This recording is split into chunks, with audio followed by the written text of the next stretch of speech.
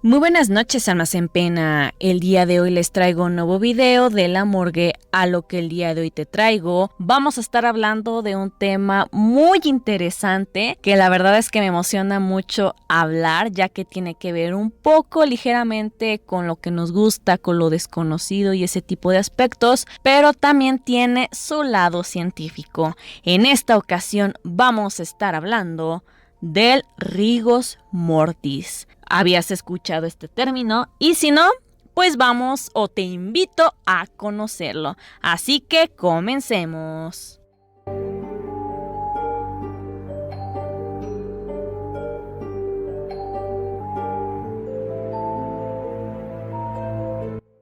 Vamos a empezar básicamente definiendo o mencionando qué es el rigos mortis, y para esto pues obviamente te tengo que hablar de cuando un ser vivo muere, ser vivo refiriéndonos tanto a animalitos como seres humanos de manera general. Pues básicamente cuando se muere adquiere el cuerpo una condición conocida como rigos mortis, que se vendría traduciendo como una rigidez de la muerte. Este fenómeno se da a partir de diferentes modificaciones de tipo químicas que ocurren en los músculos de nuestro cuerpo. Es de ahí donde nace la expresión tieso y que habla precisamente de este suceso. Cuando un cuerpo cesan las funciones vitales, que básicamente es de que el corazón deja de latir y se deja de mandar actividad neuronal desde el cerebro, el cadáver se mantiene a una temperatura media. A las 3 horas de la muerte comienza a aparecer el rigor mortis,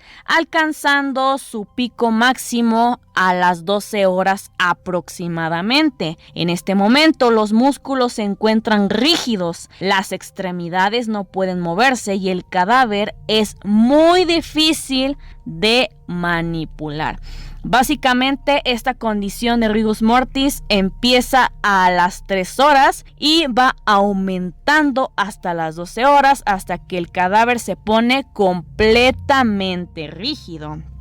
Pero básicamente, ¿qué es lo que sucede dentro del cuerpo para que se lleve a cabo esta condición? En un cuerpo vivo, las células musculares respiran de forma aeróbica. Esto se refiere a que tiene presencia de oxígeno para llevarse a cabo. O también, por otro lado, de forma anaeróbica, que básicamente no tienen la necesidad de utilizar oxígeno. Cuando se produce de forma anaeróbica, genera como producto final ácido láctico que se almacena en los músculos, y la respiración aeróbica permite que este ácido se elimine, obviamente en personas vivas. En los cadáveres, las células musculares dejan de trabajar de forma aeróbica, o sea, sin presencia de oxígeno. O sea, ya no hay oxígeno que las lleve a cabo, para que me entiendan. Y pues básicamente solo lo hacen de forma anaeróbica, o sea, ya no hay oxígeno de esta manera. Por lo que empieza a formarse una acumulación excesiva de ácido láctico, que a su vez inicia una compleja reacción química donde la actina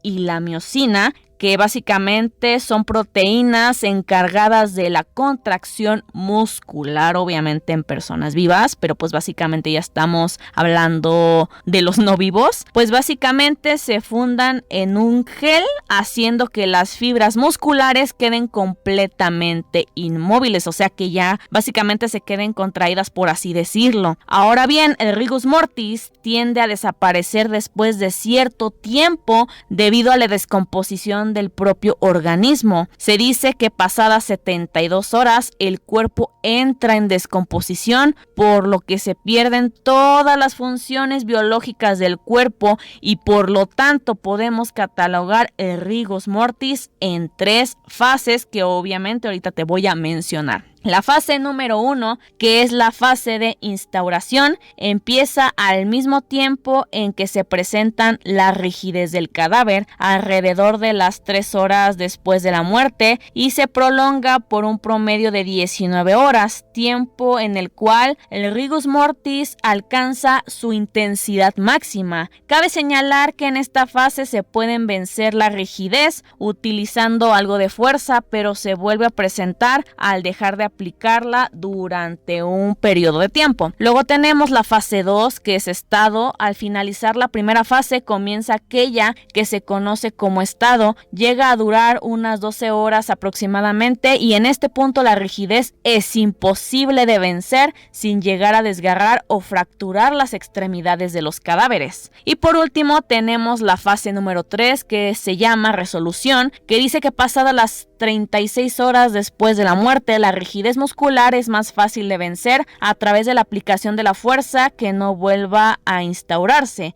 Tras esta fase llega la laxitud cadavérica. Y básicamente en todo este proceso es cuando regularmente se reportan de que los cadáveres básicamente se empiezan a mover, porque pues se presenta rigus mortem, y luego pues básicamente se empieza a descomponer el cadáver, entonces de cierta manera deja de estar rígido completamente para comenzar a descomponerse, y pues de ahí es donde se han manifestado que los cadáveres se mueven, pero básicamente todo es en base a todo este proceso. Por eso les digo que es muy interesante este tema y que va muy de la mano con la morgue, porque básicamente son cosas que regularmente la mayoría de nosotros desconocemos, pero no dejan de ser muy interesantes y que tienen su ámbito científico. El rigus mortis puede brindar mucha información sobre la muerte, puesto que a la hora de analizar el estado de rigus mortis en el que se encuentra un cadáver, podemos estimar tanto la fecha como la hora aproximada de fallecimiento, un tema en investigaciones de crímenes, por ejemplo, y que puede ayudar a dar un primer diagnóstico del deceso y conocer la última postura que adoptó la persona al momento de morir, porque básicamente es la postura que va a preservar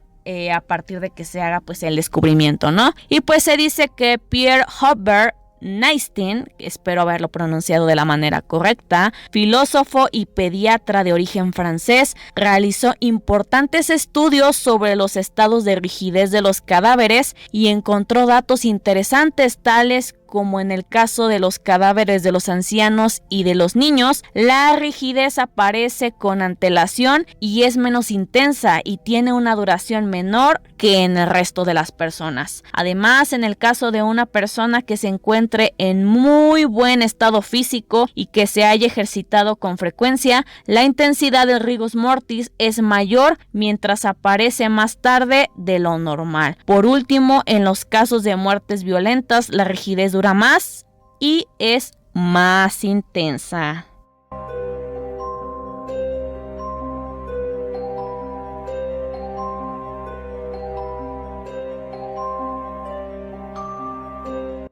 Y bueno, ¿qué te pareció este tema de rigus mortis? La verdad es que pues obviamente este tema se puede tocar como más científicamente hablando y a lo mejor hacerlo un poquito más extenso, pero preferí hacerlo así de manera concisa y más bien explicativa, porque sabemos que no todas las personas podemos entender algunos conceptos que se utilizan en medicina, por así decirlo, de manera química. Entonces pues creo que me pareció una muy buena manera de presentárselos y que básicamente este tema siento que va muy de la mano y la verdad es que me fascinó con lo que viene siendo un poco la morgue, porque hablamos de cosas desconocidas, por así decirlo, y que un poco de explicación de lo que se dice de que los cadáveres se mueven. Entonces se me hace un tema muy muy interesante. La verdad es que voy a seguir hablando aquí en la morgue sobre temas o lo que sucede con el cuerpo humano después de la muerte. ¿Te gustaría seguir escuchando sobre estos temas? Por favor, déjame tu comentario.